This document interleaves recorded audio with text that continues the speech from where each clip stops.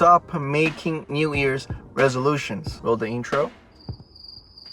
First of all, it does not work. And you know why? Because look at the gym. Every January, all the way to the end of February, there's a lot of new people, new faces, but they're all gone at the end of February. And it doesn't just go for the gym, it goes for any other thing that you set out to do. If you're going at it with the idea of a New Year's resolution, you can start as a rocket, so you're taking off the ground, but unlike a rocket, very quickly you stop and you come back down to the same place where you were, or worst, 2 steps back. The reason why it doesn't work is because the way you're thinking about it. I have hung out with successful people, and the way they do it is not with a New Year's resolution. Instead, what they're doing is from September, they're already planning the next year, not in December 31. So it's more about having consistency with making plans than say, oh, it's a new year, I'm gonna do this thing. I have been on it for almost a year now, going to the gym. I used to weigh 125 pounds. I'm now close to 155. Those are gains, and they are successes of mine Through consistent work.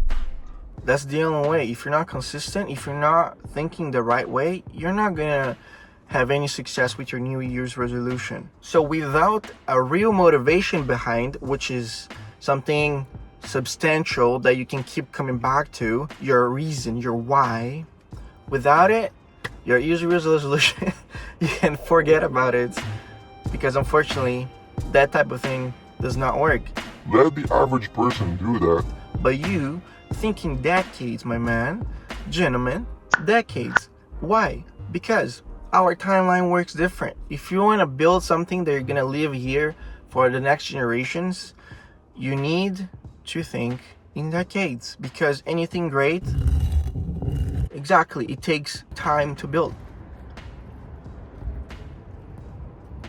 So please, for the love of God, stop making resolutions for New Year. Instead, just plan something and write down what's your why. And it has to be a strong enough why. Here's an exercise if you're willing to work, if you're willing.